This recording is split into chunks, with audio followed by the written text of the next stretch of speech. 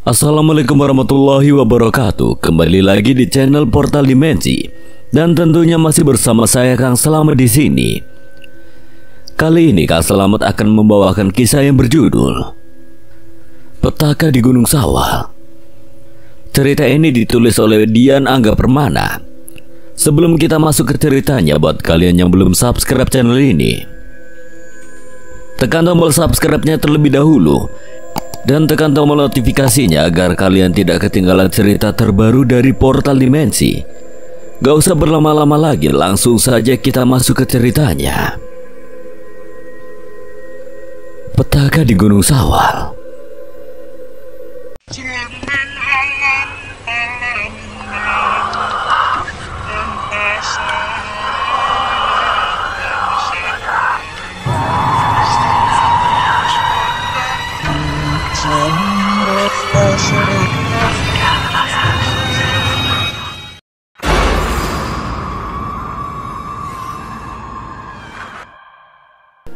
Grace mengangguk lalu tersenyum, senyum yang sejak lama aku nanti-nantikan. Oh iya, Grace sama Otto dan nyusul. Gak usah mengkhawatirkan mereka, mereka berdua bukan orang yang lemah. Nanti juga datang. Aku membuang napas pelan, mungkin aku memang tidak perlu mengkhawatirkan mereka. Sebaliknya, yang harus aku khawatirkan sekarang adalah kondisi tubuhku sendiri. Lu istirahat aja dak, nanti gue buatin makanan. Berbicara dengan Grace rasanya seperti sebuah keajaiban.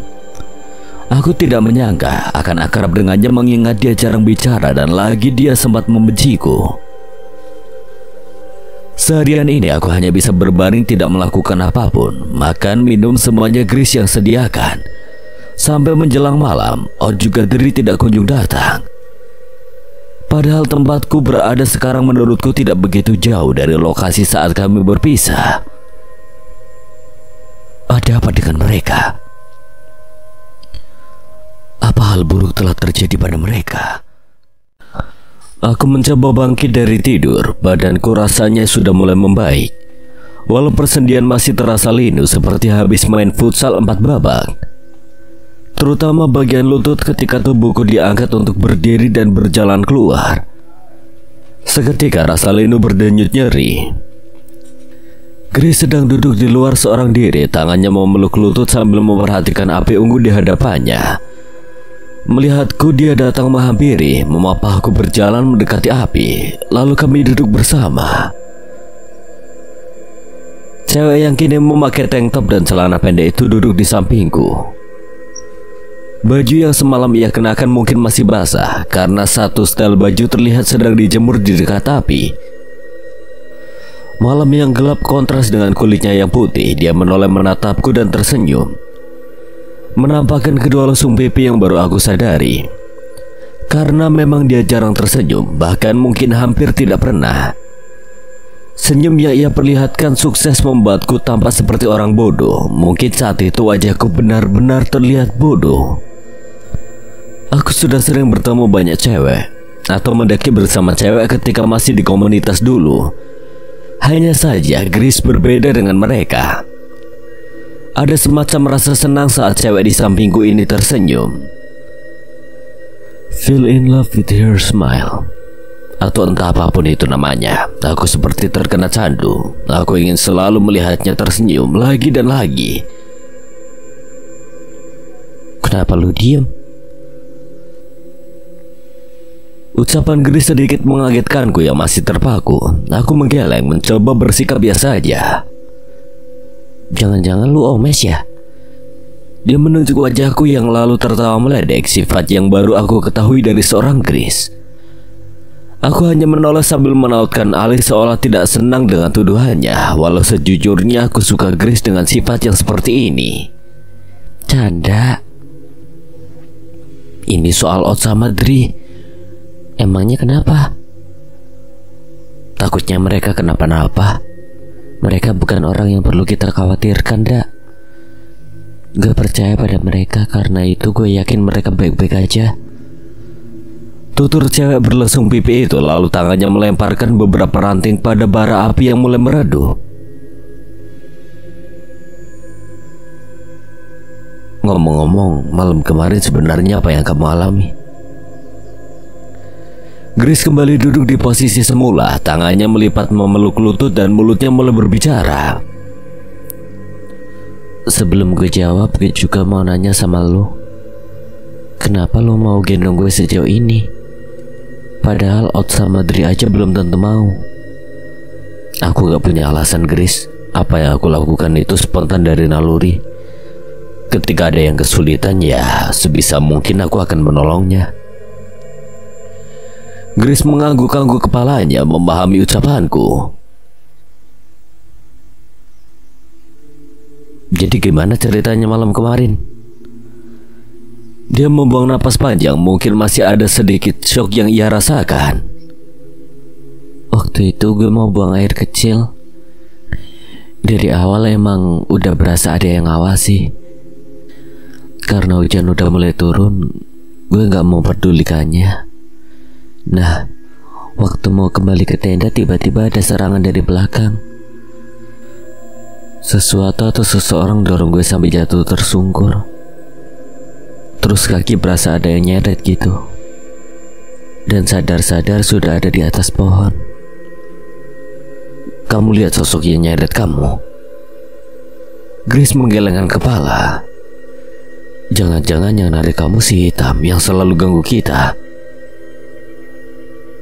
Gak tahu juga sih, Dak. Gue gak sadar waktu itu. Gak ingat apa-apa, tahu-tahu ada di atas pohon. Tumpukan ranting yang terkumpul satu persatu mulai habis. Begitupun waktu yang berjalan setiap detiknya membawa malam ini semakin larut. Entah kenapa mataku sama sekali tidak memberikan tanda-tanda akan datangnya ngantuk. Seperti tidak rela malam ajaib ini akan cepat berlalu. Mungkin malam ini adalah malam yang paling indah yang pernah aku lalui. Bersama seorang wanita sampai-sampai aku melupakan badanku yang masih berdenyut nyeri. Juga beratnya malam kemarin yang aku lalui, semuanya terasa aneh dan ajaib. Dari mulai insiden Grace yang berada di atas pohon, Out yang memaksa kami berjalan di tengah malam, suara geraman sampai luluhnya gadis bernama Grace yang kini menunjukkan sisi lain dari dirinya. Grace cewek yang tidak mudah mengeluh, kuat dan sikapnya tenang. Mungkin itu juga yang membuat aku mengaguminya. Indah ya? Suara Grace membuyarkan lamunanku. Aku menoleh. Kulihat dia sedang menengadah memandang langit. Di saat yang bersamaan angin bertiup lembut menerpa wajahnya. Menyibakkan rambut bagian depan membuat wajah yang nyaris simetris itu terpawang jelas. Di atas langit rembulan terlihat bulat sempurna, cahayanya mengintip dari sela-sela rimbunan pohon. Tak kalah indah dari sosok di sampingku. Andai hanya tinggal kita berdua yang terjebak di sini dan kita tidak menemukan jalan keluar, apa yang akan lo lakukan? Grace memalingkan wajahnya beralih menatapku. Cukup lama aku terdiam memikirkan jawaban yang tepat untuk pertanyaannya sedikit aneh. Takutnya malah menyinggung atau aku diledeknya. Berkembang biak. Ucapan itu refleks keluar dari mulutku, begitu secara spontan lewat di kepalaku. Digeplaknya punggungku sangat keras hingga aku mengadu kesakitan. Dasar omes. Gak nyangka lu orangnya lucu ya. Gue kira cupu. Entah pujian atau ledekan, aku hanya nyengirku dan menanggapinya. Obrolan berlanjut sampai akhirnya kami menyerah karena serangan kantuk. Saat kami berniat tidur, ada satu hal yang baru aku sadari. Carrier yang aku bawa hanya satu, otomatis hanya ada satu tenda di sini. Aku berada di sebuah tempat gelap, sepi dan juga dingin. Badanku bergetar karena menggigil. Aku berkeliling mencari penghangatan sampai sebuah cahaya muncul disertai kedatangan seorang wanita yang sangat aku kenal. Beliau tersenyum bahagia saat melihatku, tetapi saat aku mendekatinya, sosok makhluk berwarna hitam tiba-tiba datang menarikku menjauh. Ibu! Aku berteriak menggema memanggilnya, namun aku tidak berdaya. Sosok hitam itu menarikku dengan paksa menjauhi ibu. Hingga terasa ada tangannya menyentuh pipiku dengan lembut, disusul suara halus terdengar samar. Perlahan ku buka mataku dan menyadari yang terjadi barusan adalah mimpi. Cuma mimpi. Kini seorang wanita muda berambut pendek tengah menatapku keheranan, tangannya menepuk-nepuk pipiku pelan. Kenapa lu tidur di luar? Sekarang aku baru sadar aku tidur hanya beralaskan dedaunan dan berselimutkan selendang. Ya, pada akhirnya aku memilih tidur di luar daripada tidur satu tenda dengan seorang cewek. Sebuah prinsip harus aku pegang teguh walau menderita karena tubuhku masih sakit dan harus menahan dingin yang menusuk. Kayaknya kalau sampai tidur di luar. Aku tak menjawab, hanya menaikkan alis. Kenapa? Kalau gitu biar gue ya sekarang yang tidur di luar. Aku menolaknya, mengingat malam sudah masuk dini hari.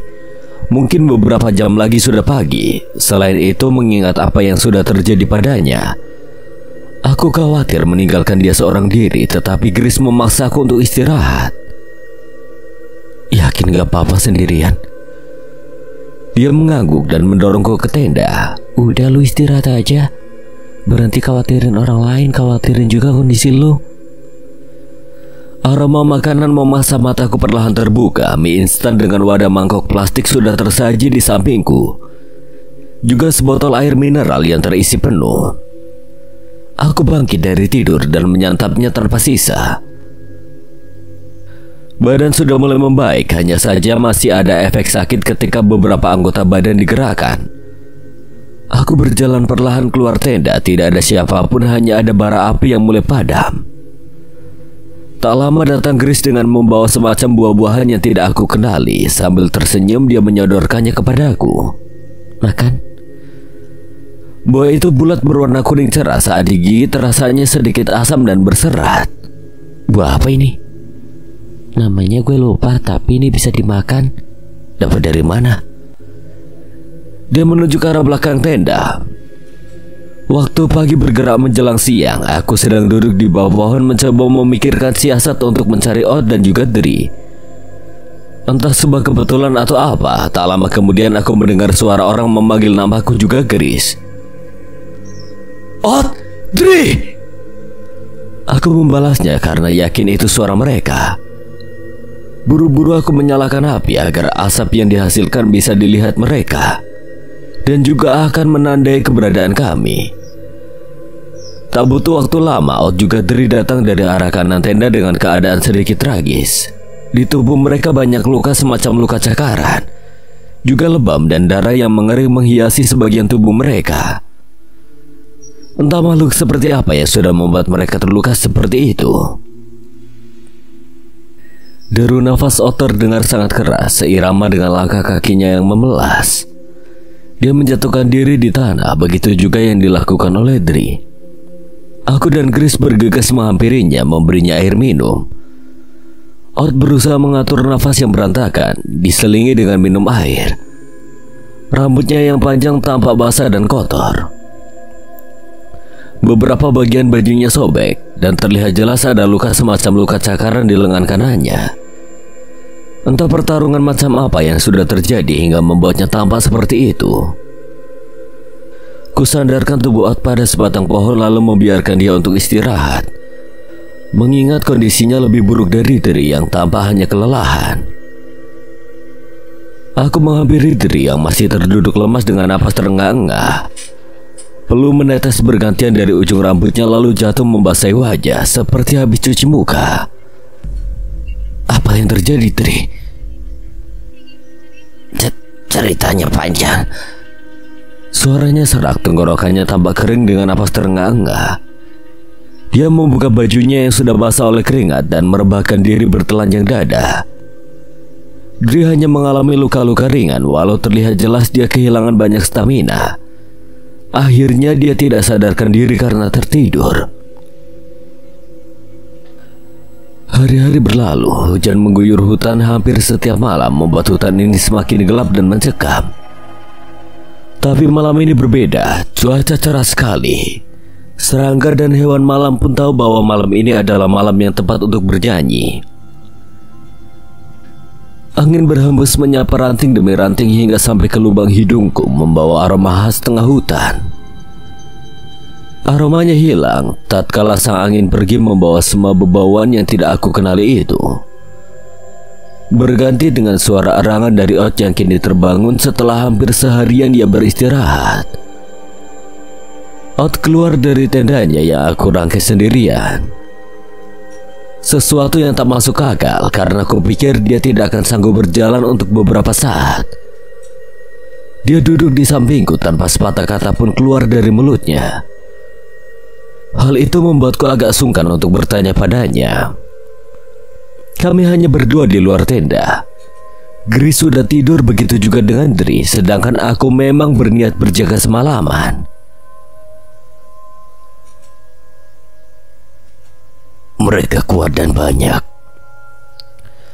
Akhirnya beberapa kata terucap dari mulut Ot. Dia menundukkan kepala sambil memegang tangan kanannya yang diikat kain dari sobekan baju. Mereka siapa? Nanti juga lo tahu. Apa maksudmu si hitam yang ngikutin kita? Itu hanya keroconya. Tak bisa dibayangkan kalau sosok si hitam adalah keroconya, lalu semengerikan apa yang sudah dihadapi oleh Ot. Apa mereka nggak akan ngejar kita lagi? Mereka nggak bakal menyerah. Tapi untuk saat ini kita aman di sini. Gue sudah memagari area ini. Ot menyauti sambil mengganti kain penutup luka di lengan kanannya.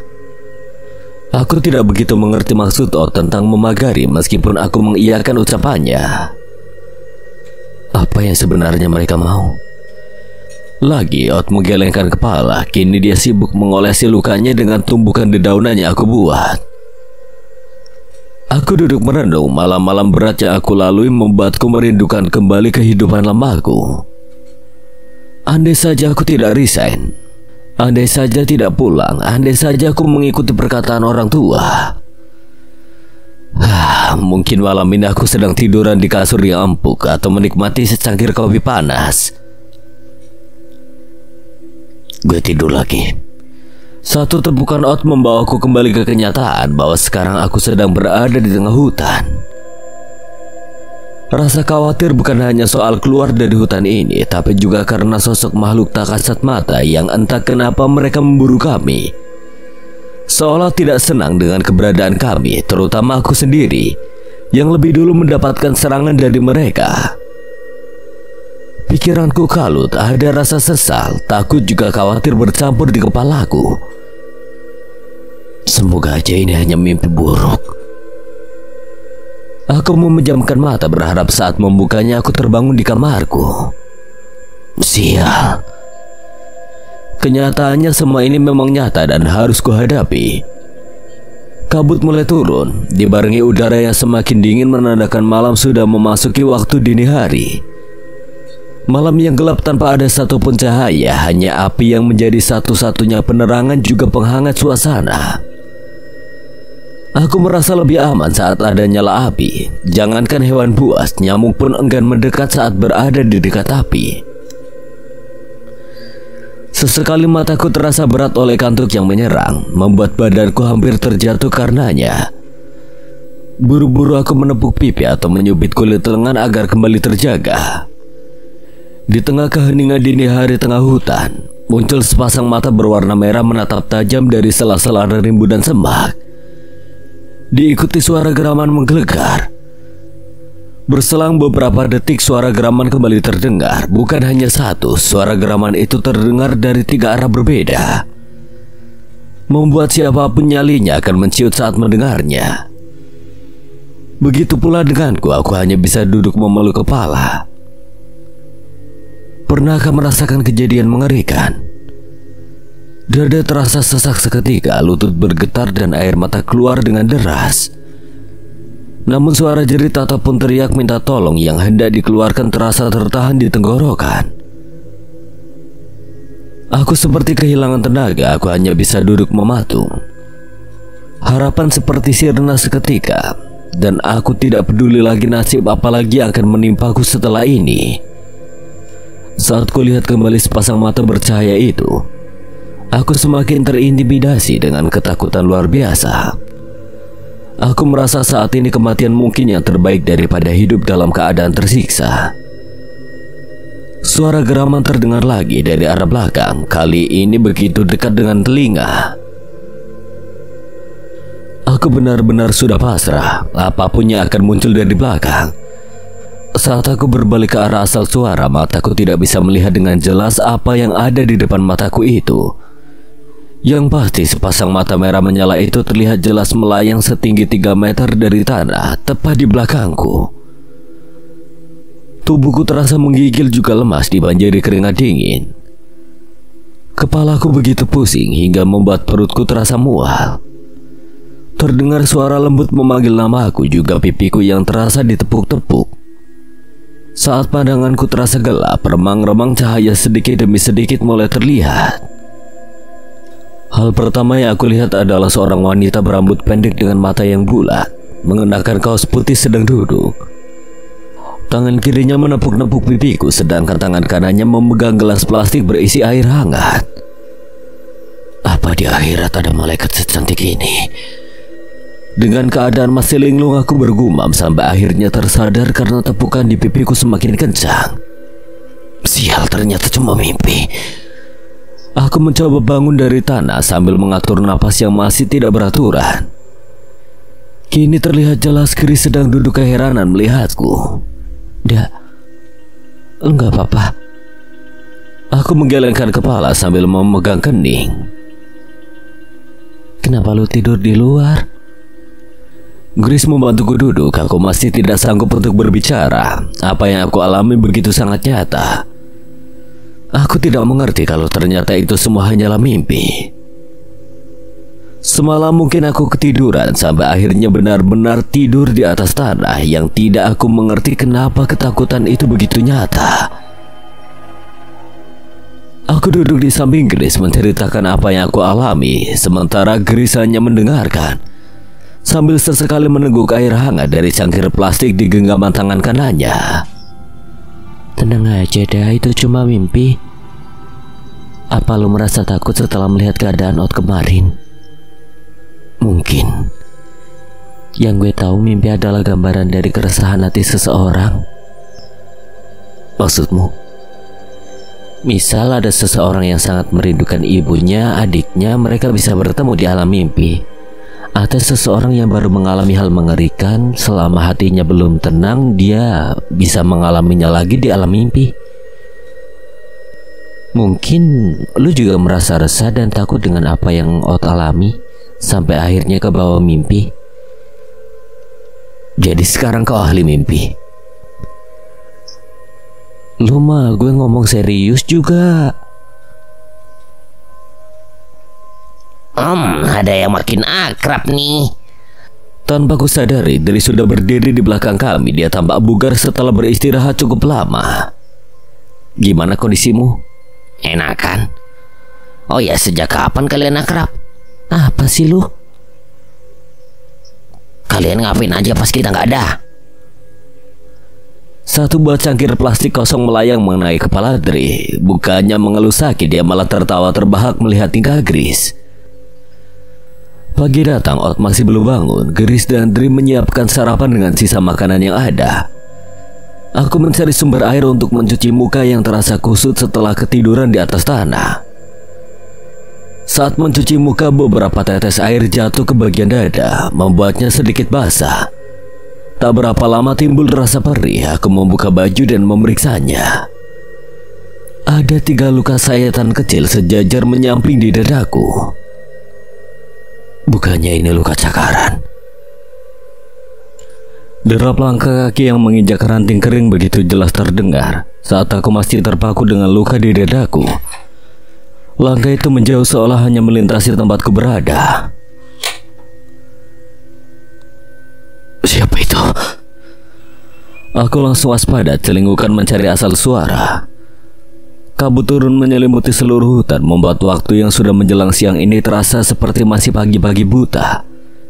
Jarak pandang juga tidak begitu jauh, tapi mataku masih bisa melihat jelas ada seseorang memakai pakaian serba putih yang berjalan pelan di balik pepohonan.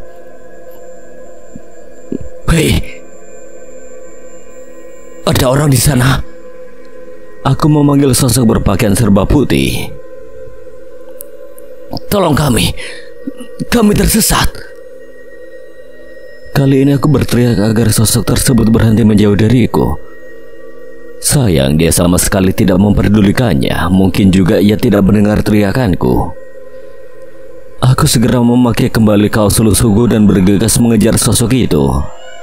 Aku yakin sosok itu adalah manusia, bukan makhluk misterius yang mengejar kami.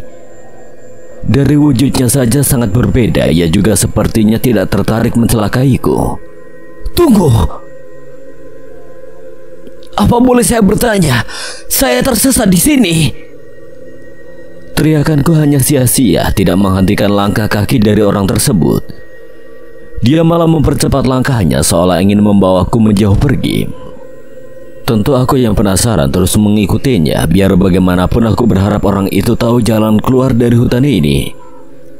Setelah berjalan cukup jauh, akhirnya ia berhenti. Aku yang mengikuti di belakangnya refleks ikut menghentikan langkahku. Maaf, saya cuma mau menanyakan jalan keluar dari hutan ini. Aku bertanya agak sungkan, takutnya ia tidak senang diikuti olehku. Tak berapa lama orang tersebut membalikkan badan. Dugaanku benar, beliau manusia. Nampak wajah renta tersenyum padaku. Kakek berumur kisaran 70 tahun itu memakai semacam jubah putih lengkap dengan penutup kepala, sebagaimana pakaian orang Arab zaman dulu. Aneh memang, apalagi ini di tengah hutan. Untuk apa beliau berpakaian seperti itu? Wajahnya berseri walau terlihat memang sudah tidak muda lagi. Mata bulat dengan pupil hitam kecoklatan. Sepertinya kakek ini memang bukan orang Arab. Namun saat ini aku tidak memperdulikannya. Yang terpenting aku harus menanyakan jalan keluar dari hutan sialan ini. Dari mulut yang keriput itu keluar kata-kata yang tidak kuduga. Aki teh buyut kamu. Sontak aku terperanjat karena setauku buyutku sudah meninggal bahkan sebelum aku lahir. Aku juga tidak tahu wajah buyutku seperti apa. Entah perkataannya itu benar atau tidak. Lalu kalaupun itu benar buyutku, kenapa beliau ada di sini? Belum hilang efek dari kagetku, si kakek kembali berbicara. Ulah sieun, ulah riwang.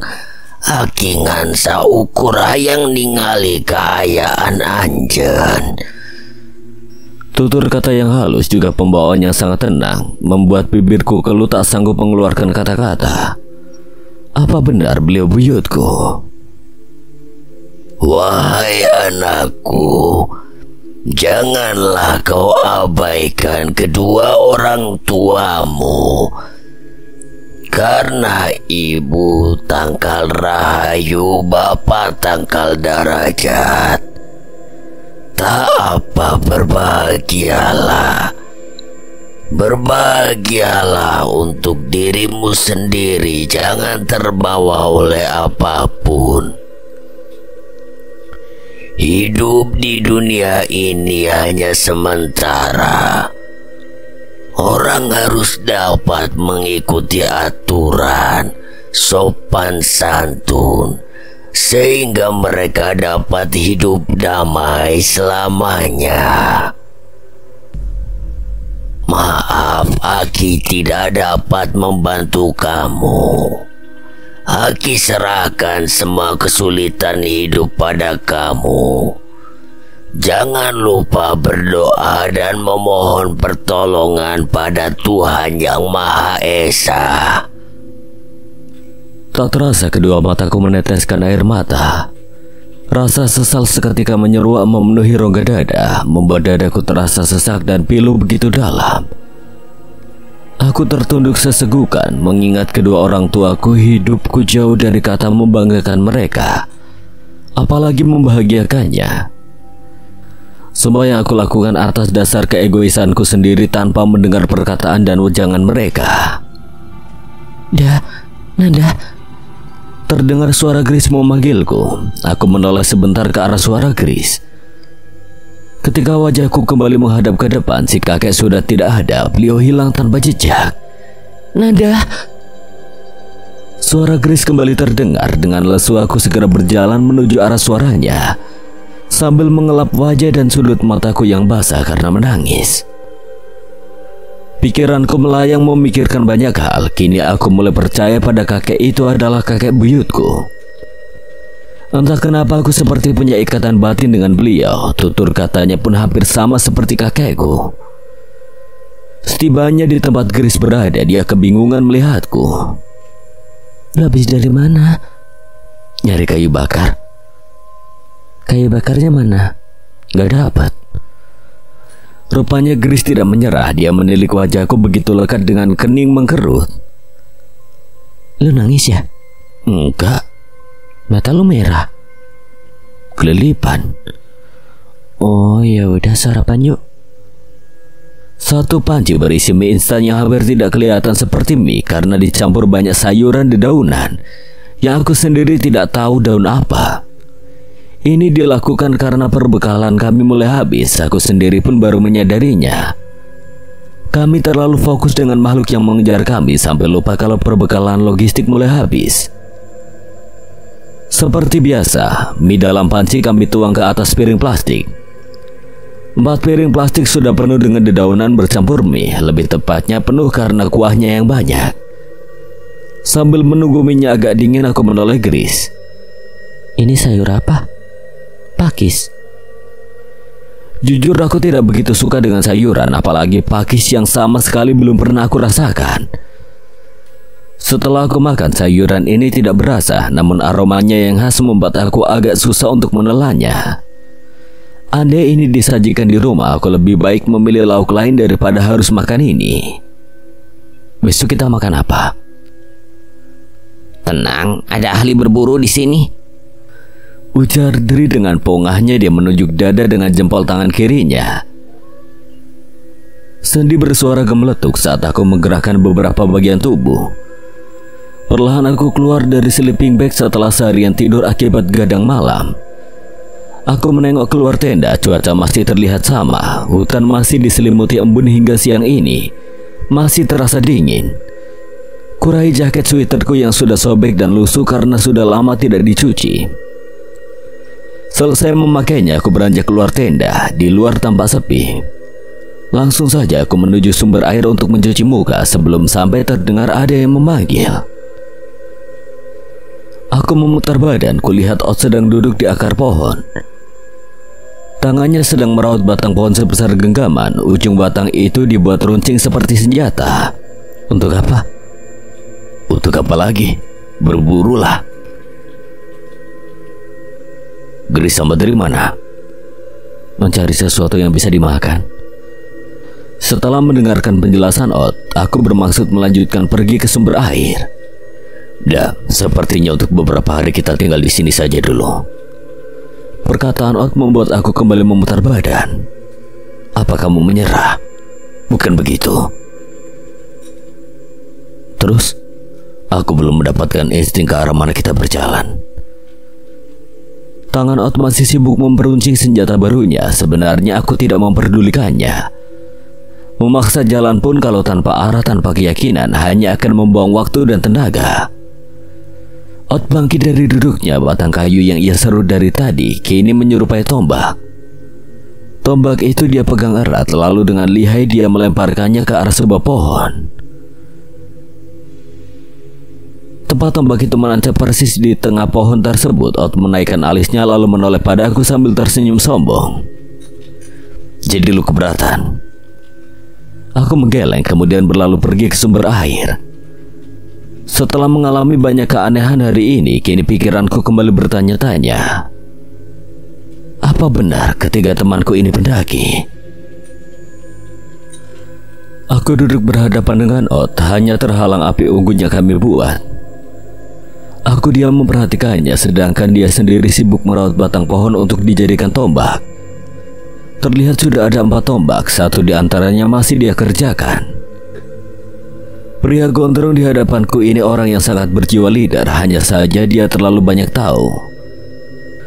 Bagi seorang yang hobi mendaki, dia tahu tentang supranatural. Dia juga piawai melempar tombak dan mungkin masih ada lagi keahliannya yang belum aku ketahui. Lantas siapa dia sebenarnya? Selama beberapa hari bersama mereka bertiga, ketiganya tidak pernah membicarakan latar belakang atau kehidupan pribadinya. Dengan keadaan kami saat ini sebenarnya tidak penting juga untuk mencari tahu tentang latar belakang orang lain. Tapi untukku orang baru di kelompok mereka, ada rasa khawatir. Bagaimana kalau mereka ini ternyata penjahat yang pura-pura baik, atau jangan-jangan pemburu gelap? Entahlah. Di tengah lamunanku, Dri dan Gris datang membawa buntelan. Gris duduk di samping kiriku, sementara Dri di samping kiri Api Unggun. Dapat apa aja? Gris membuka buntelannya yang dibuat dari selendang miliknya. Terlihat ada buah berwarna kuning yang pernah kumakan. Ada dedaunan untuk dimasak, juga sesuatu berwarna coklat pekat. Yang itu apa? Jamur. Seperti yang pernah aku pelajari, memang ada beberapa jamur liar yang bisa dimakan, walaupun aku sendiri belum pernah memakannya dan melihatnya secara langsung. Untuk saat ini kita makan itu. Gue udah pasang jebakan, mudah-mudahan besok ada bangsa yang terjerat. Dri menyibukkan diri membersihkan sepatunya dari tanah yang menempel. Nih makan. Gris menyodorkan buah yang berwarna kuning. Dia juga melemparkan satu kepada Ot yang masih sibuk dengan tombaknya. Kalian gak makan? Aku melirik Dri dan Gris karena mereka tidak mengambil buah tersebut. Kita udah makan, jatahnya satu orang satu buah. Aku menggigit buah kuning itu. Rasanya masih sama asam dan berserat. Kalian tahu, dulu aku bekerja di sebuah restoran sebagai waiter, dan sejujurnya aku membenci pekerjaan itu. Semuanya terdiam tanpa antusias saat aku mulai bercerita, kecuali Ot. Dia sibuk sendiri walau aku tahu dia juga ikut mendengarkan. Kenapa membencinya? Aku gak suka manajernya yang cerewet. Aku gak suka jam kerjanya yang padat. Aku gak suka teman kerjanya yang pada judes. Tapi itu bukan alasan aku membenci pekerjaan itu. Alasannya apa? Aku merasa itu bukan duniaku.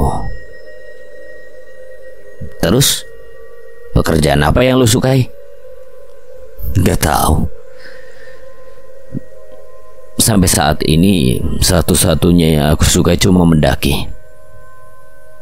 Membosankan itu ke hidup lu? Ot menimpali, seperti dugaanku dia ikut menyimak ceritaku. Sementara Gris dan juga Dri menatapku penuh antusias. Ya. Lu punya cita-cita. Mungkin waktu kecil. Sekarang apa ya? Menurutku cita-cita itu omong kosong sih, Ot. Kalau dalam catur mungkin aku ini tidak lebih hanya pion. Kecil, lemah, tidak menonjol. Prajurit memang bisa menjadi patih. Ratu atau raja kalau sampai ke pertahanan musuh. Tapi tidak semuanya. Hanya yang bertahan sampai akhir permainan yang bisa, itu pun cuma yang beruntung. Ketidakpastian itu yang menurutku omong kosong. Lantas apa yang sebenarnya lo mau? Aku sendiri juga nggak tahu, Gris. Ot mengikat rambutnya lalu dia juga bercerita. Gue pernah menantang diri bertahan hidup sendirian selama sebulan di sebuah pulau tanpa perbekalan apapun. Dan gue berhasil.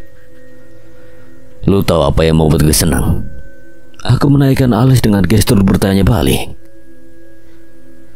Gue jadi tahu cara menikmati hidup. Kalau kamu, Dri? Gue mah nggak ada yang menarik buat diceritain dah. Belajar berburu dari mana? Itu karena gue suka baca buku survival. Dan kamu, Gris? Apalagi gue cuma ngikutin mereka berdua. Gris menunjuk Ot dan Dri lalu tertawa renyah. Kemudian kami terdiam. Kuhabiskan buah kuning di genggamanku yang baru kusadari masih sisa separuh. Aku bercerita bukan tanpa alasan. Semua aku lakukan untuk sedikit mengorek tentang mereka.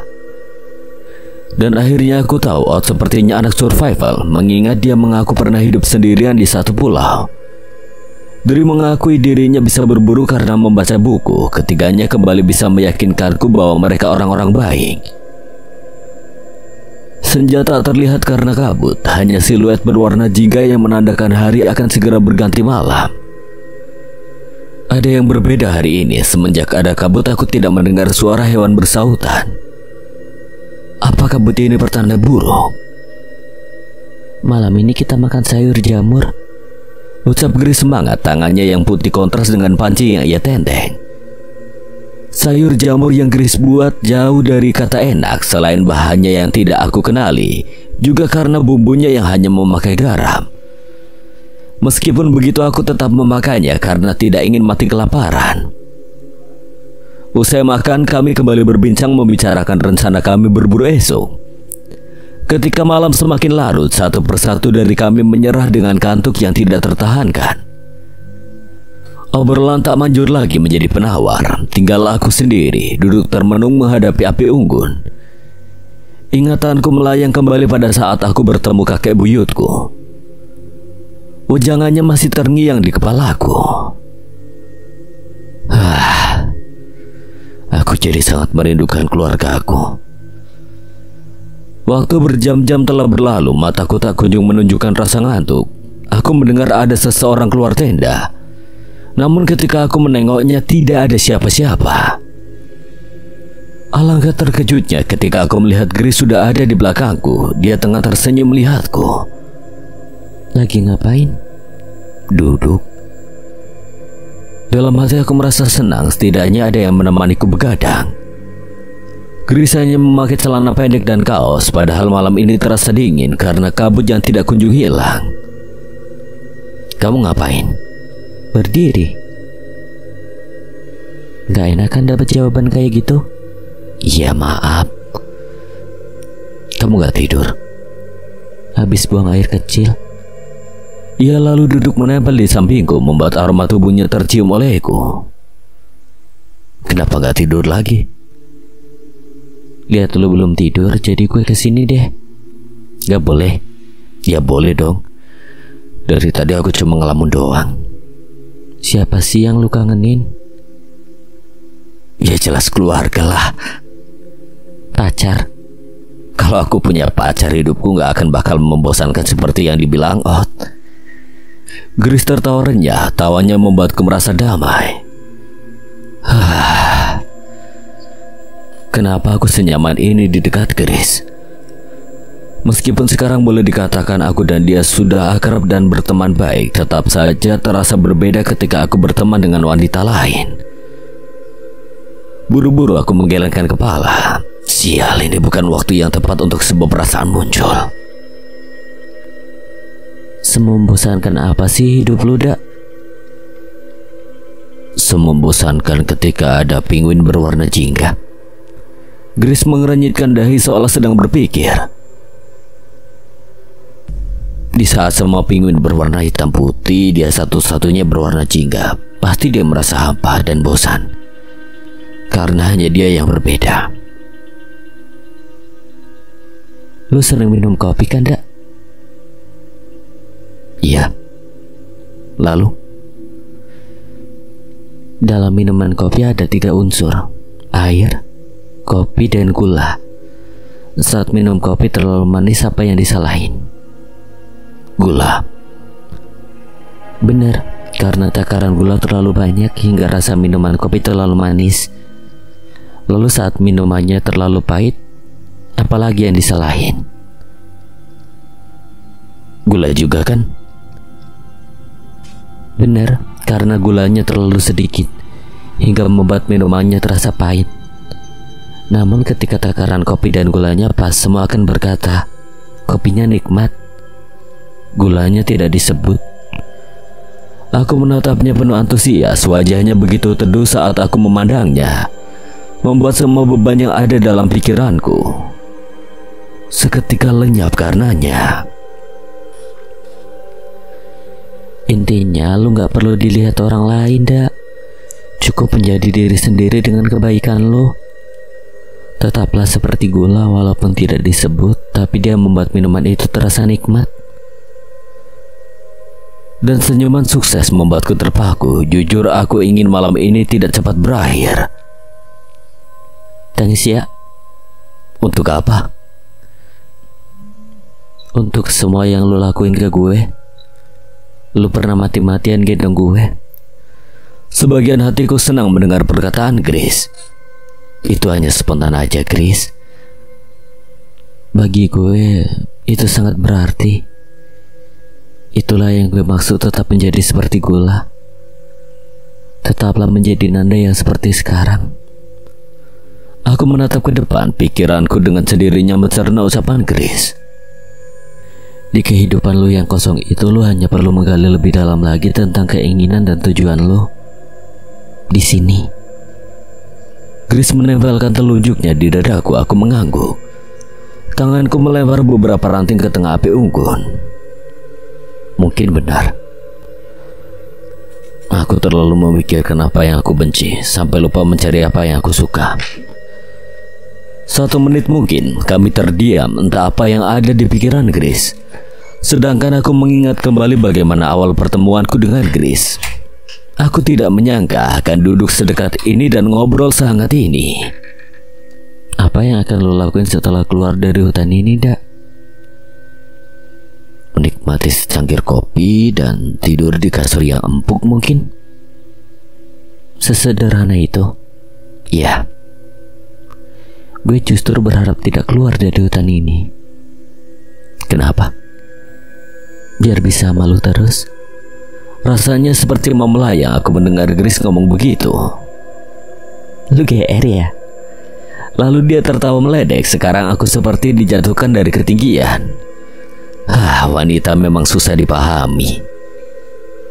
Kami berbicara banyak hal. Kadang kami berhayal juga membahas topik gak penting, yang bahkan membuat aku sendiri pun gak ngerti lagi apa yang kami bicarakan. Sampai akhirnya kami lelah dan memutuskan untuk masuk ke tenda masing-masing. Tubuhku terbaring di dalam tenda dengan mata yang masih segar bugar. Malam yang luar biasa. Aku berbicara banyak hal dengan Grace. Ya, pada akhirnya aku merasa lebih baik sekarang. Rasa rinduku pada keluarga sedikit terobati karena Grace. Aku tersenyum sendiri. Mataku tetap terjaga memandang langit-langit tenda.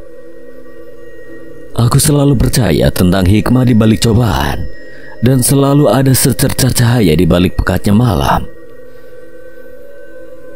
Entah berapa lama aku terjaga sebelum akhirnya mataku lelah dengan sendirinya. Pagi ini aku terbangun terlalu siang. Lu gadang lagi? Tanya Ot padaku saat melihat aku keluar dari tenda. Kadang mata ini susah diajak istirahat. Gimana yang lain? Berburu sepagi ini. Ot mengambil cangkir plastik yang berada tidak jauh darinya. Ini udah siang, terlihat pagi karena kabut. Aku diam memperhatikan air dalam panci yang mulai berbuih pertanda mendidih. Kudekatkan telapak tanganku yang terasa kebas pada tungku api karena dingin yang begitu menusuk.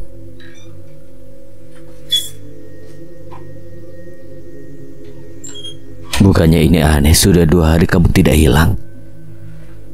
Ot sedang menciduk air dalam panci menggunakan cangkir plastik yang kini digenggamnya. Air yang masih mengepul itu ia seruput sedikit demi sedikit.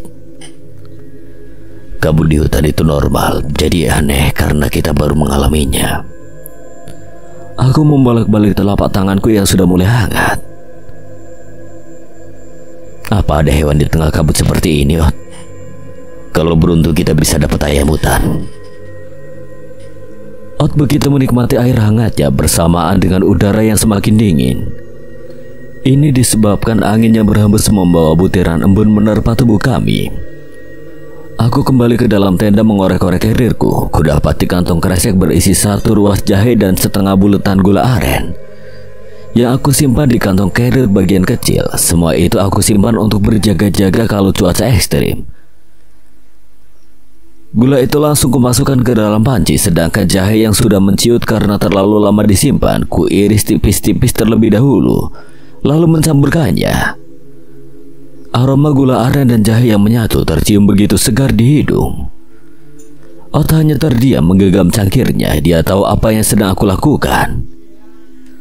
Saat gula sudah tercampur rata dengan air, aku menuangkannya pada 2 gelas cangkir. 1 cangkir aku berikan untuk Ot. Aku mendesah lega saat air jahe mengalir hangat di tenggorokanku. Air jahe ini terasa 2 kali lebih nikmat saat diminum di tengah cuaca dingin. Sesekali aku memutar kepalaku memeriksa sekitar, dan mendadak pandanganku terpaku pada sebuah siluet berwarna hitam di samping sebuah pohon besar. Semakin lama siluet itu perlahan membentuk wujud sosok hitam bertubuh tinggi. Ot, Pan. Ot yang sedang menikmati minuman jahe buatanku langsung menoleh. Lihat itu. Ia langsung menyimpan gelas cangkir di genggamannya. Dia menatap tajam sosok itu. Apa itu orang? Jelas itu bukan manusia. Seketika bulu kuduku merinding, membuatku beberapa kali bergidik. Bukan karena membayangkan rupa dari sosok itu, juga karena angin yang tiba-tiba bertiup ke arah kami. Susah untuk dijelaskan, tapi aku merasa angin ini berbeda dengan yang biasanya. Bukannya ini masih pagi? Itu juga yang mau gue cari tahu. Seperti yang pernah ia lakukan, Ot menempelkan telapak tangannya ke tanah. Setelah beberapa detik, diarahkan telapak tangannya ke depan sambil berjalan perlahan ke arah sosok itu. Aku yang penasaran mengikutinya dari belakang. Jarak kami dengan sosok itu sekitar 10 meter. Ketika jarak kami semakin dekat, perlahan-lahan sosok di depan kami semakin jelas. Perawakannya benar-benar tinggi, mungkin lebih dari 2 meter. Seluruh badannya hitam legam dipenuhi bulu seperti seekor monyet. Dari jari-jarinya tumbuh kuku yang sangat panjang berwarna coklat kehitaman. Sementara itu, matanya yang merah menyala menatap kami dengan tajam. 2 buah taring tumbuh di rahangnya sampai ke dada, dengan lidah menjulur selayaknya seekor anjing. Sulit untuk mendeskripsikan kepala dari makhluk ini, karena aku sendiri tidak berani melihat mukanya terlalu lama. Angin bertiup semakin kencang menggerak-gerakkan bulu makhluk tersebut. Yang masih berdiam menatap kami tidak bergeser seinci pun. Ot masih dengan gestur yang sama. Dia mengarahkan telapak tangannya ke depan seolah sedang berinteraksi atau apapun itu. Karena aku sendiri tidak mengerti dengan apa yang dia lakukan. Sedangkan tubuhku semakin lama semakin berat, seolah ada sebuah energi yang membuat gravitasi di area tempatku berada menarikku begitu kuat. Aku mencoba menepuk Ot yang berada beberapa langkah di depanku, namun tubuhku dibuat tidak berdaya. Hanya suara arangan yang keluar dari mulutku saat aku mencoba memanggil Ot. Aku sekuat tenaga menahan kesadaranku ketika mata ini semakin buram dan berkunang-kunang. Begitu juga tubuhku yang semakin lemas membuat lututku bergetar hingga akhirnya aku kalah dan tidak sadarkan diri. Apa aku terlalu lemah untuk melawan mereka? Apa jadinya kalau aku tidak bertemu ketiga temanku?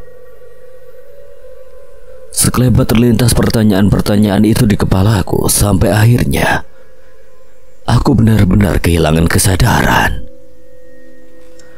Begitu sadar aku sudah berada di dekat api unggun. Gris, Ot dan juga Dri berada tidak jauh dariku.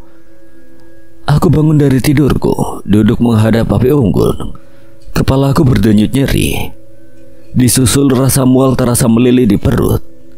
Gris membawakanku segelas air jahe yang aku buat pagi tadi. Enakan? Tanyanya setelah melihatku menghabiskan 1 gelas air jahe tersebut. Aku mengangguk pelan, otakku masih linglung. Kini ku sadari aku tidak memakai baju, hanya diselimuti selendang. Bajuku dijemur dekat api unggun, mungkin karena basah. Cuaca siang ini juga tidak sedingin pagi tadi. Tubuhku tidak menggigil walau bertelanjang dada. Aku terdiam mengatur napas dan ingatan, mencoba mengingat kembali apa yang terjadi pada aku. Belum sempat aku bertanya, Ot lebih dulu berbicara. Sepertinya kita bakal lebih sulit keluar dari sini, ujar Ot memecah keheningan. Tatapannya tak bergeming memperhatikanku. Aku menoleh ke arahnya seolah bertanya balik. Lu udah ditandai? Ot menunjuk luka cakaran yang sudah mengering di dadaku. Kapan lu dapat luka itu? Ot masih menatap luka di dadaku, wajahnya menggambarkan kekecewaan. 2 hari yang lalu. Mataku memutar mengikuti tatapan Ot. Walaupun sudah kering, luka ini masih terlihat jelas. Kenapa gak bilang ke gue? Aku orang awam, kupikir ini luka biasa. Kamu kan ahli supranatural, harusnya kamu tahu dong malam itu aku ditandai. Ot terdiam, begitu juga yang lain. Suasana menjadi sedikit kaku dan tegang. Entah apa yang membuat mereka bertiga terlihat sedikit murung. Apa yang sebenarnya terjadi? Tadi pagi gue berhasil berinteraksi dengan makhluk yang kita temuin. Lalu makhluk itu bilang dia ingin membawa lo. Untuk apa? Ot mengangkat bahunya, kepalaku menunduk lesu. Aku sudah malas berurusan dengan makhluk itu. Sebenarnya kesalahan apa yang sudah aku lakukan hingga mereka ingin membawaku? Lalu apa untungnya mereka membawaku? Kita sekuat tenaga akan menjaga lo. Grace menenangkanku, tangannya mengelus-elus bahuku. Otot-otot bibirku yang kaku melemas hingga seolah senyum terpampang di wajahku. Entah kenapa seberapapun takut dan paniknya, ketika ada Grace, ada semacam rasa tenang yang perlahan muncul begitu menatapnya.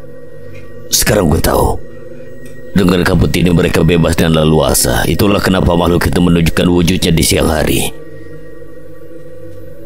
Mungkin kalau nggak ada gue, dia nyerang lo. Gue sebenarnya gak takut sama mereka, tapi dengan keadaan begini, kita bakal kesulitan keluar dari sini. Kemungkinan kita keluar dari hutan ini semakin kecil, terutama untuk luda. Aku membuang napas panjang, lalu beranjak mengambil bajuku dan memakainya. Walau masih sedikit basah, biar bagaimanapun kabut masih turun dan udara masih dingin. Apa kita menyerah? Bukan menyerah, tapi kita harus lebih waspada, terutama lo.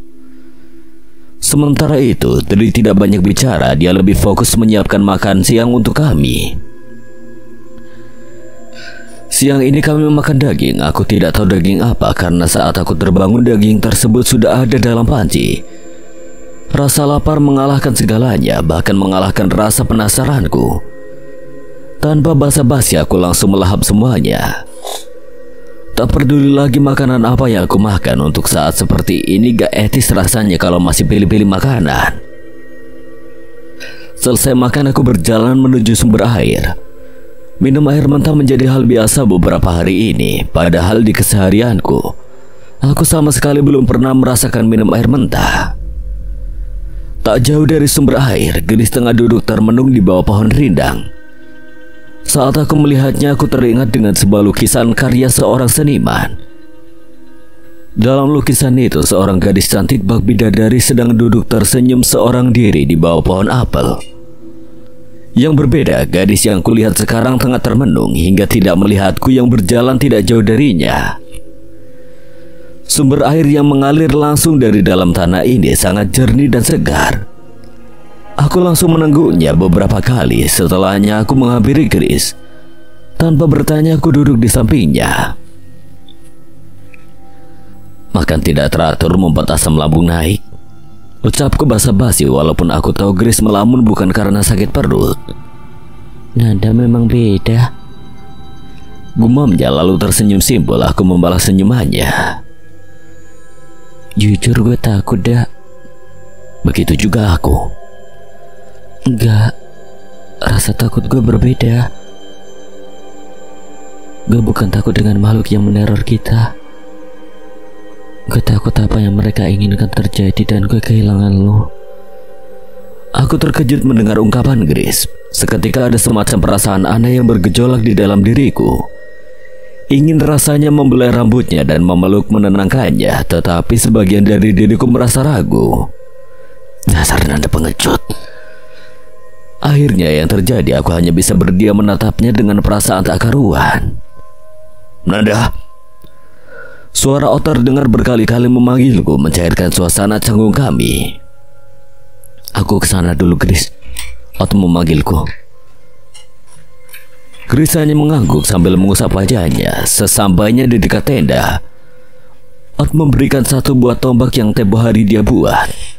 Giliran kita yang berburu. Aku terdiam mematung dengan memegang tombak itu. Seumur-umur baru kali ini aku berburu. Tenang, selama di dekat gue lu aman dari si hitam itu. Hewan apa yang akan kita buru? Semuanya, selama itu tidak beracun buat tubuh kita. Dengan keadaan kita yang tersesat, mau tidak mau kita harus memakannya, walau hewan itu tidak lazim untuk dimakan. Aku agak mal mendengar jawaban Ot. Kini mulai terpikir daging apa yang aku makan tadi. Aku berniat menanyakannya pada Ot. Tapi setelah aku pikir lagi, sepertinya lebih baik aku tidak mengetahuinya. 5 menit berjalan, kami sudah lumayan jauh dari area tenda. Ot berhenti. Dia memetik beberapa helai daun, sebagian dia berikan kepada aku. Gosokkan ke sebagian badan. Daun ini bisa menyamarkan bau kita saat berburu hewan yang penciumannya tajam. Aku menuruti apa yang disuruh Ot, sementara daun ini memang memiliki aroma yang kuat. Kayaknya lu semakin dekat sama Chris. Biasa aja. Gue sih gak masalah lu mau sedekat apa sama dia. Cuma gue mau memperingatkan jangan sampai lu nyimpen perasaan sama dia. Memangnya kenapa? Gak kenapa-napa sih. Gue cuma khawatir nanti lu akan patah hati seumur hidup. Apa Chris punya pacar? Enggak. Dia gak sama kayak lo. Terus kenapa? Gue cuma mau memperingatkan lo. Gue gak berhak menjelaskan apapun tentang si Chris.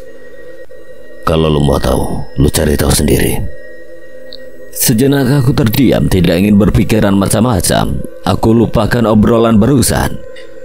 Kami kembali fokus mencari hewan buruan. Beberapa kali Ot jongkok mencari jejak-jejak hewan yang mungkin terlihat di tanah. Tetapi kami belum menemukan tanda-tanda ada hewan di area kami berada. Dan akhirnya kami kembali berjalan. Lu tahu kisah tentang Mbah Domba dikejar seekor serigala? Aku menggelengkan kepala. Ada seekor Mbah Domba jantan yang sedang makan rumput di tepi hutan.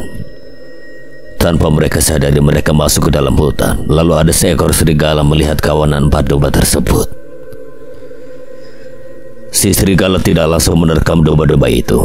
Berhubung dia hanya sendirian, dia tidak ingin mengambil resiko melawan Mbah Domba jantan tersebut secara bersamaan. Apa yang serigala itu lakukan? Dia melihat batang kayu yang roboh. Batang kayu itu sudah lapuk, tengah-tengahnya bolong. Serigala itu melolong ke tengah-tengah batang kayu tersebut, sehingga suaranya menggema terdengar seperti puluhan serigala. Keempat domba itu kabur kocar-kacir mendengar suara serigala. Satu domba yang sudah tua tidak sanggup lagi berlari. Akhirnya dia berinisiatif mengorbankan diri agar ketiga domba yang masih muda selamat. Tapi ketiga domba muda itu terlalu bodoh saat mendengar kembali suara serigala. Mereka malah berpencar dan akhirnya mati satu persatu diterkam oleh serigala. Mungkin kita akan berakhir seperti keempat domba itu. Tidak kalau kita tetap bersama. 1 jam mungkin kami berkeliling mencari buruan, namun kabut menjadi salah satu faktor belum adanya hewan yang menampakkan diri. Tiba-tiba Ot menarik bajuku untuk jongkok bersembunyi di balik sebuah batu besar. Ada apa? Ot menempelkan telunjuk di bibirnya agar aku diam. Tak berapa lama aku mendengar suara langkah dari balik batu belakang kami. Langkah itu terdengar berat. Kemungkinan pemilik langkah itu memiliki tubuh yang besar. Suara langkah kaki itu semakin dekat, hingga berhenti tepat di belakang tempat kami bersembunyi. Disusul suara geraman yang hampir membuat jantungku copot. 5 menit berlalu, suara langkah kaki itu masih terdengar mondar-mandir di belakang kami. Bahkan jantungku sudah seperti popcorn yang meletup-letup tak karuan. Rasanya lebih menegangkan bersembunyi seperti ini dibanding berhadapan secara langsung. Entah makhluk seperti apa yang sedang mondar-mandir di belakang kami ini. Mungkin hewan buas, mungkin juga makhluk lain. Entahlah, aku sendiri tidak tahu. Yang jelas kalau sampai Ot bersembunyi seperti ini, sudah pasti makhluk itu bukanlah makhluk yang ramah. Mungkin karena efek daun yang kami gosokkan ke badan kami, perlahan-lahan terdengar suara langkah itu menghilang menjauh pergi. Aku membuang napas lega, rasanya seperti lepas dari hukuman mati. Tadi itu apa? Yang jelas bukan buruan kita. Nih, kasih jantung lu cairan. Ot melemparkan satu botol air yang dia ikat di pinggangnya. Dia tahu tadi jantungku bekerja sangat keras. Aku menengguk seperempat air dari isi botol tersebut dan lekas mengikuti Ot yang sudah memulai kembali berburuan. Langkahku terhenti saat Ot memberi isyarat untuk diam. Apalagi ada bangsa. Seekor hewan berbulu coklat mirip kambing sedang memakan rumput dedaunan berjarak 7 meter di depan kami. Kijang. Setauku kijang adalah hewan yang dilindungi, tapi dalam keadaan kami sekarang mau gak mau kita harus memburunya. Terlepas dari itu aku merasa lega. Hewan yang kami temui adalah kijang, bukan hewan melata. Gak bisa aku bayangkan kalau yang kita temui ular. Sudah dipastikan Ot akan tetap memburunya. Di saat aku memikirkan hal lain, Ot sudah mengambil ancang-ancang untuk melemparkan tombak. Tepat sasaran, tombak yang dilemparkannya menancap persis di perut kijang. Kejar Ot. Gak usah capek-capek, kita ikuti aja jejak darahnya. Tak jauh dari tempat semula kijang itu sudah terkapar kehabisan darah. Ot langsung menyembelihnya dan mengikat tubuh kijang itu di sebuah batang kayu agar lebih mudah dibawa. Sekilas cahaya berwarna jingga memaksa menyusup di antara putihnya kabut, seolah ingin menyampaikan pesan bahwa hari berat ini telah selesai. Saatnya berganti menjalani hari berat selanjutnya. Ot dan aku datang memikul batang kayu dengan satu ekor kijang terikat di tengah-tengahnya. Bak adegan dalam film, aku merasa gagah membawa kijang ini walaupun aku tidak berkontribusi apapun saat memburunya. Gimana? Apanya? Berburu? Seru. Jujur aku tidak mau mengingat lagi bagaimana menegangkannya saat bersembunyi di balik batu. Dris sepertinya sudah biasa mengurus hewan. Tangannya begitu lincah menguliti, membuang isi perut sampai memisahkan daging dari tulang kijang tersebut. Hingga malam pun tiba, seonggok daging sudah siap untuk dimasak. Sebagian panggang, sebagian lagi diasap buat besok. Di sini lagi-lagi aku tidak berkontribusi berhubung aku tidak tahu mau diapain daging-daging itu. Aku duduk di depan tendaku, teringat kembali kata-kata Ot tentang Gris yang tadi. Dan muncullah pertanyaan di pikiranku. Kenapa Ot berkata seperti itu? Apa maksudnya patah hati seumur hidup? Aku menatap langit berharap menemukan opini yang tepat untuk menjawab keresahan di kepalaku itu. Di saat yang tepat, Gris datang menghampiri. Dia berdiri di hadapanku dengan pakaian lengkap seperti pertama aku bertemu dengannya. Lagi ngapain? Melihat pemandangan indah. Mana orang langitnya ketutup kabut yang lagi berdiri di depanku. Kelamaan di hutan jadi gila kan lo? Lalu dia tertawa renyah. Rasanya sudah lama sekali aku tidak melihat Gris tertawa seperti ini. Aku lebih senang melihatnya seperti itu daripada melihat dia melamun waktu siang tadi. Gris kemudian duduk di sampingku. Mungkin gak sih keinginan kita dikabulkan malam ini? Pertanyaan yang aneh sebenarnya, tapi begitu saja terucap dari bibirku. Kenapa enggak? Keajaiban datang dimanapun kita berada. Kalau gitu, aku berharap ada sekotak nasi. Lu berharap ada keajaiban dan lu cuma minta sekotak nasi? Bukan itu harapanku yang sebenarnya. Harapanku adalah ingin membawa Gris keluar dari hutan ini dengan selamat. Kalau kamu punya permintaan. Emangnya lu Om Jin? Ya kan, siapa tahu malam ini ada keajaiban seperti yang kamu bilang. Kalau lu minta sekotak nasi, berarti gue minta udang deh, biar kita makan bareng. Aku alergi udang. Ya udah tempe aja, gak suka tempe. Ya udah apa aja dah. Kami pun tertawa. Tiba-tiba Gris tertunduk diam. Tangannya melingkar memeluk lutut. Suasana pun berubah. Dia diam memandangi ujung sepatunya.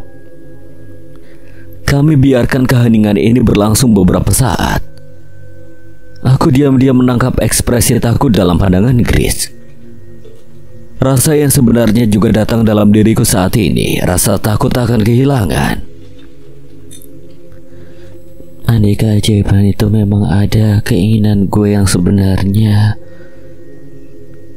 gue cuma ingin kebersamaan kita nggak berakhir di sini. Maaf, sepertinya bukan. Ini perasaanku yang semakin berontak saat melihat dia tertawa, saat melihat dia tersenyum. Saat melihat wajahnya, aku semakin tidak tahan untuk mengungkapkan perasaan ini. Tapi, apa ini waktu yang tepat? Sedangkan keselamatan kami saja masih dipertaruhkan di sini. Begitu juga perkataan Ot yang masih menghantui. Dan apa dia mau menerima aku? Bukankah dia terlalu sempurna untukku yang bahkan tidak punya tujuan hidup? Aku membuang napas panjang. Pada akhirnya aku masihlah nada si pengecut. Aku tidak berani mengatakan apapun pada Grace. Mateng! Dri berteriak memanggil kami berdua untuk makan. Grace segera bangkit dan menjadikan pundakku sebagai pegangan dia berdiri. Makan yuk. Aku tersenyum kecut, kemudian mengikutinya dengan lesu. Selesai makan, kami langsung masuk ke tenda masing-masing. Begitu pula denganku yang sudah tidak bersemangat lagi untuk sekedar duduk di depan api unggun yang biasa aku lakukan. Tadinya kupikir aku akan tidur nyenyak seperti bayi, lalu bangun di pagi yang damai.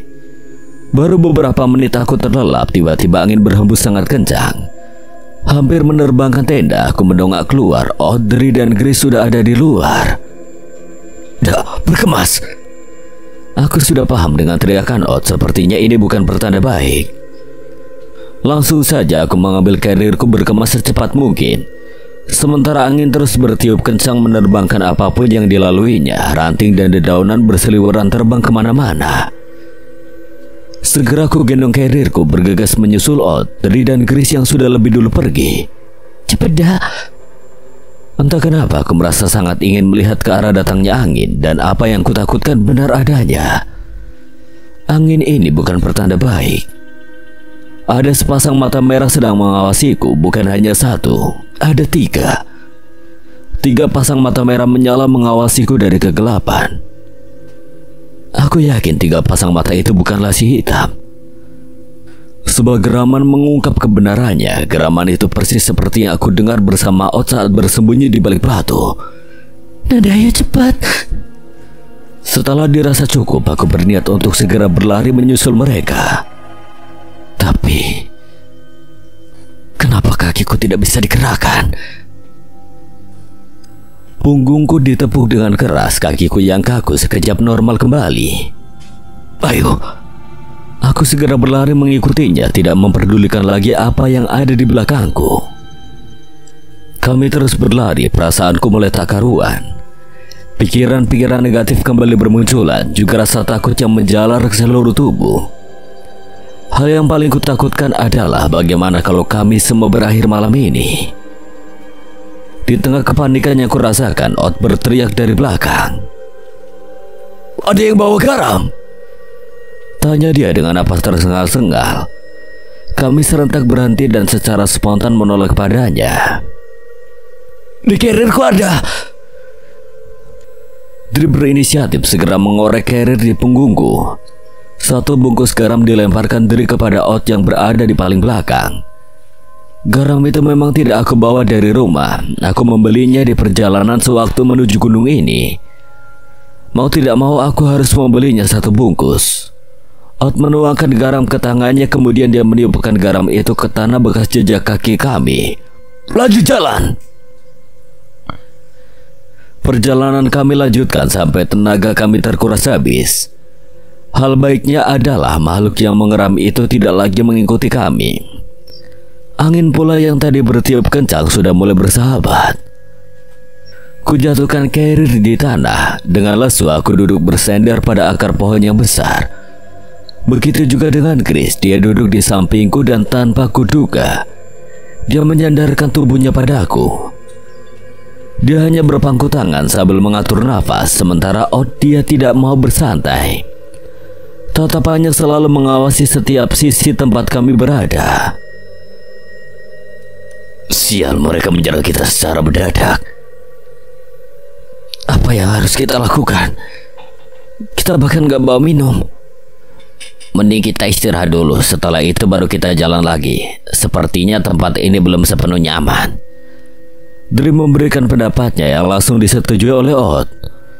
Untuk beberapa menit kami tidak berbicara, hanya deru napas yang saling bersautan. Di malam yang sunyi ini tidak ada suara hewan, hanya suara decitan dari dahan pohon yang sesekali tertiup angin. Gris sepertinya begitu nyaman bersandar di bahuku. Napasnya yang terenganga terdengar jelas di telingaku. Di sela-sela dia mengatur napas, dia tertawa pelan. Ada apa?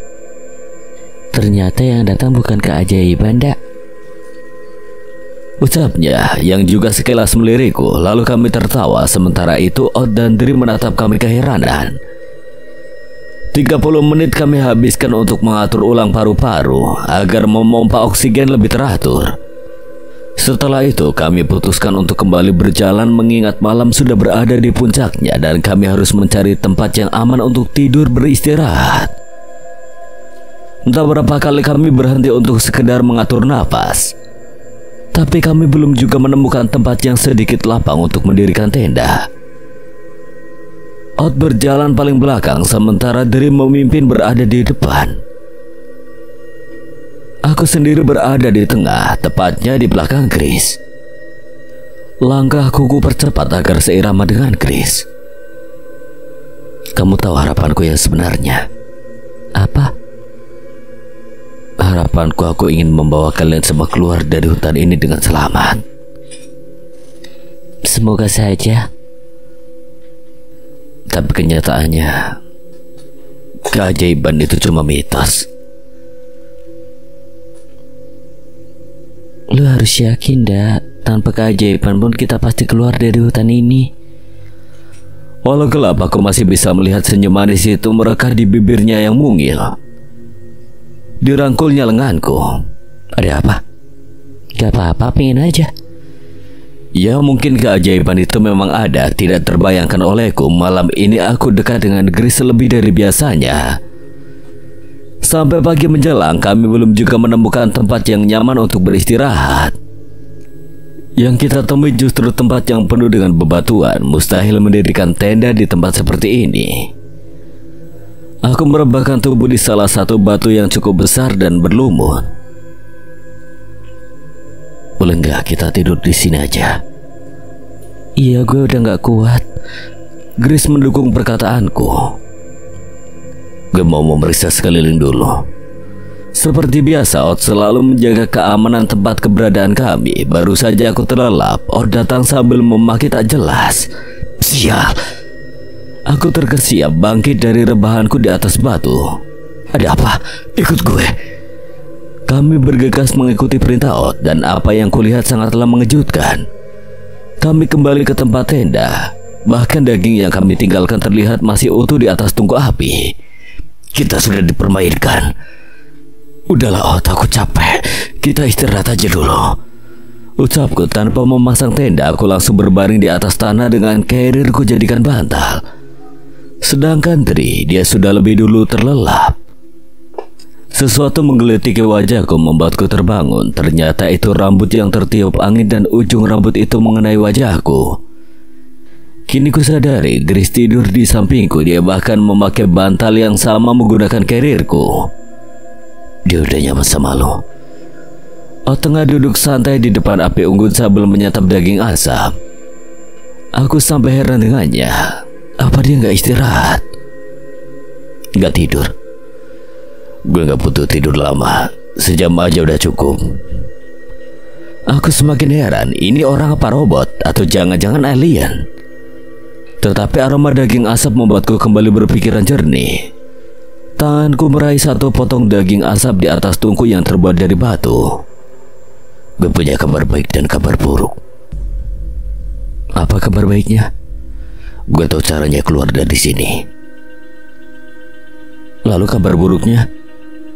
kita harus menghadapi makhluk-makhluk sialan itu. Aku mengangguk sementara mulutku berkutat dengan daging yang sedikit alot ini. Setelah gue pikir-pikir, sekarang gue tahu rencana mereka.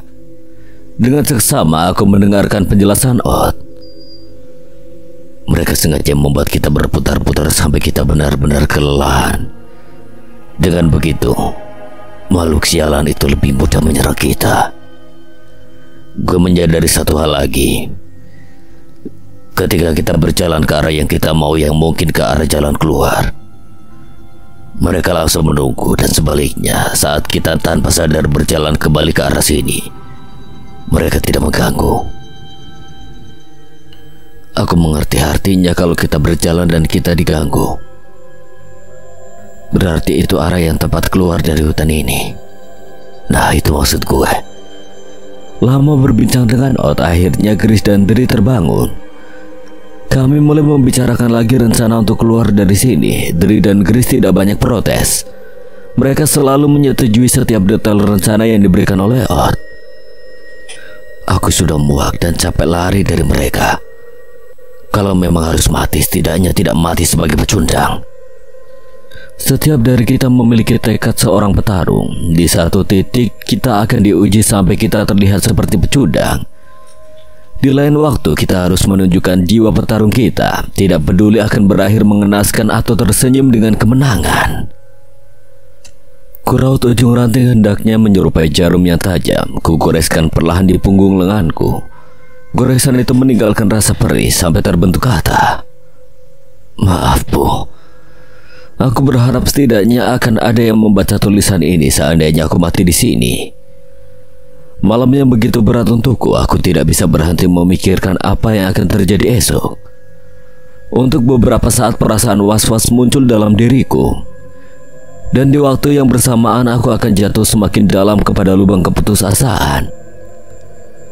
Rasa takut akan makhluk-makhluk itu, rasa takut akan kematian, rasa takut tidak akan bertemu lagi dengan orang tua, dan rasa takut akan kehilangan Gris. Semua itu bergantian mempengaruhi pikiranku. Tepukan di pundak berhasil membuatku terperanjat. Si Gris ada di tendanya, kagak usah dipikirin. Sial.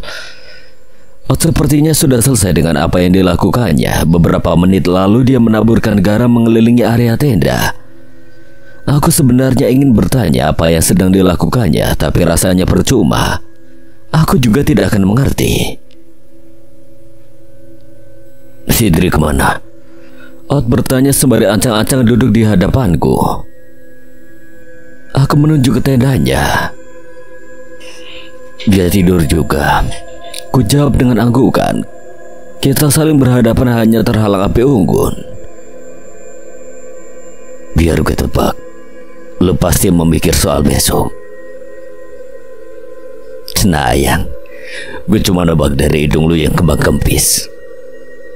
Langsung saja aku memegang hidungku. Mau aja lu dibohongin. Sialan.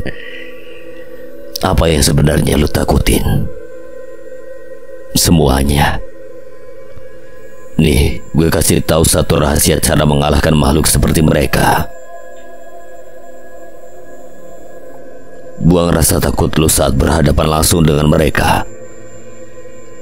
Kalau ada perasaan takut, mereka akan lebih mudah menguasai diri lu. Contohnya waktu lihat si hitam itu, lu sampai pingsan kan? Jangan berpikiran buruk, pikiran hal baik yang akan terjadi. Atau mungkin lu memikirkan hal lain. Banyak hal yang aku pikirin. Banyak hal itu Gris kan? Aku tak bergeming menatap bara api. Mulutku tidak mengeluarkan sepatah kata pun. Lu masih ingat omongan gue? Kalau memang harus seperti itu, aku siap menanggungnya. Kalau gitu kenapa gak lu nyatain sekarang? Dengan keadaan kita seperti ini. Jangan membuat keadaan mengalahkan lu. Dah, gue ngantuk. Kini dia berjalan ke arah tenda. Sebelum dia masuk, dia kembali berujar.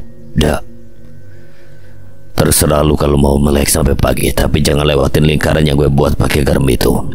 Gue gak mau lu terkapar sebelum berperang. Entah apa maksud dia menabur garam mengelilingi tempat ini. Mungkin itu semacam pagar untuk menangkal makhluk halus. Entah kenapa mataku tidak kompak dengan kepalaku. Mataku sudah sayu tapi pikiranku masih melayang entah kemana. 2 kali aku bolak-balik masuk keluar tenda. Akhirnya aku putuskan untuk duduk di lubang resleting tenda. Kenapa harus ketemu Chris dalam keadaan seperti ini? Kenapa dengan gue? Suara yang sudah tidak asing di telingaku terdengar di samping tenda. Enggak. Dia melepas sepatunya lalu dijadikan alas untuk duduk. Kini kami saling berhadapan. Jadi tadi belum tidur dan gue dengar lu sama si Ot ngomongin gue. Jantungku seakan mau berhenti. Apa yang akan dilakukan Grace? Apa dia akan marah besar? Tatap mata gue, Dak. Aku mengangkat pandanganku. Nampak 2 bola mata indah mengarah padaku. Bukan tatapan marah yang aku lihat, tapi sepasang mata berbinar penuh harap yang membuatku semakin tak berdaya. Kami saling tatapan penuh arti. Perasaanku mulai berkecamuk tak karuan. Apa lu gak mau mengatakan sesuatu? Suaranya mulai terdengar serak. Dari sepasang mata indah itu meneteskan bulir-bulir bening yang perlahan membasahi pipinya. Dengan berat aku menggeleng lalu menundukkan kepala.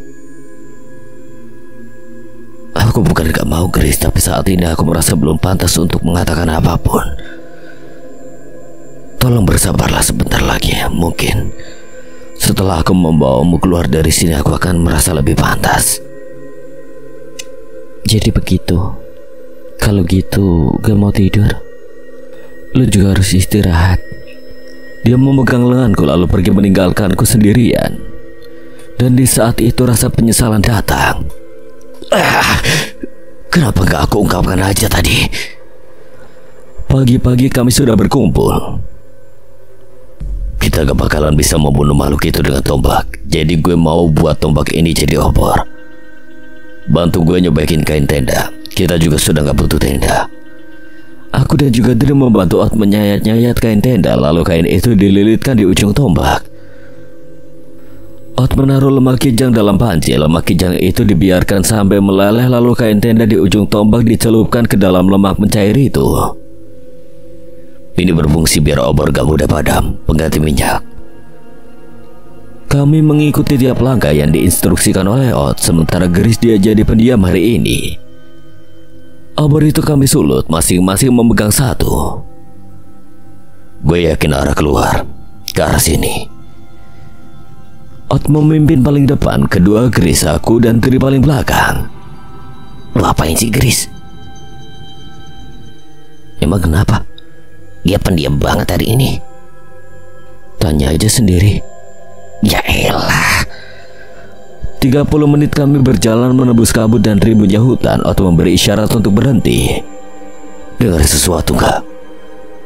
Dengan seksama kami mempertajam pendengaran. Samar-samar terdengar suara geraman. Suara itu terdengar semakin mendekat, disusul suara gemuruh dari pohonnya bergesekan. Sejurus dengan itu datang 5 pasang mata merah menyala dari dalam pekaca kabut, mendekat ke arah kami dari depan. Makhluk itu datang berbarengan dengan datangnya hawa dingin, sangat dingin. Jangan takut. Semakin dekat wujudnya semakin jelas terlihat. 5 sosok berwujud macan menunjukkan dirinya. Macan itu berwarna hitam legam dengan mata merah menyala. Ukurannya sangat besar dan gak logis menurutku.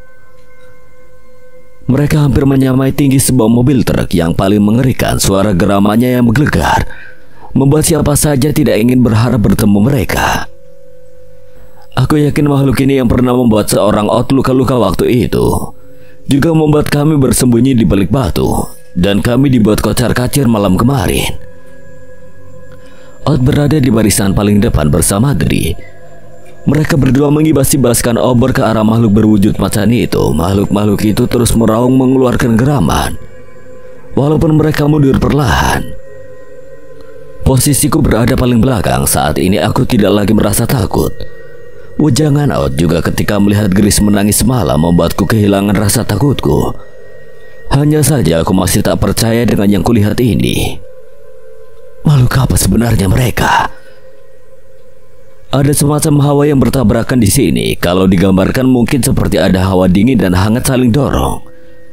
Efeknya beberapa kali aku merasa mual ingin muntah. Perlahan tapi pasti hawa yang terasa hangat berhasil menguasai. Makhluk raksasa itu dibuat mundur dan menyingkap ke pinggir seolah memberi jalan untuk kami. Kami melewati mereka, sementara itu Out dan Dri masih terus mengibas-ibaskan obornya. Tiba-tiba, Nanda, awas! Gris berteriak menuju ke arah belakangku. Satu ekor macan lepas dari pengawasan kami. Dia berlari hendak menerkamku dari belakang. Gris pingsan diterjang macan itu. Dia mendorongku sehingga dia yang terkena terkaman. Nanda, lari! Tanpa pikir panjang aku langsung membopong Gris dan berlari ke arah Out dan juga Dri. Lu lari dah, biar kita yang nahan makhluk keparat ini. Kalian gimana? Kita nyusul nanti, cepat lari!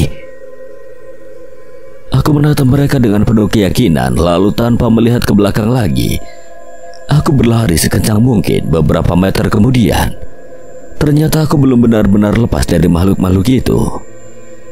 Di samping kiriku berkelebatan sosok hitam mengejarku.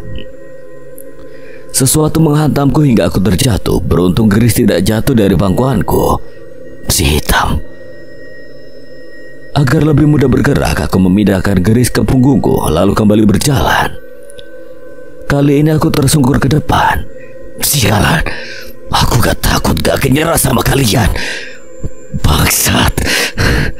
Dengan sekuat tenaga aku kembali berdiri dan terus berjalan. Entah berapa kali aku jatuh bangun dihantam terus menerus sampai akhirnya berhenti dengan sendirinya. Badanku sudah sempoyongan dengan beban berat di punggungku. Mungkin ratusan meter aku melangkah. Perlahan-lahan kabut mulai tipis dan menghilang sampai akhirnya aku bisa melihat matahari dengan jelas. Badanku sudah mencapai batasnya saat kupaksakan melangkah, tubuhku bergetar.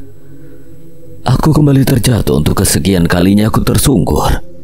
Kubaringkan Gris di tanah sambil mengatur napas. Aku duduk dan memegang tangannya. Gris, bangun, kita berhasil. Dia tidak merespon sama sekali. Kumohon Gris, maafkan aku. Aku mencintaimu Gris.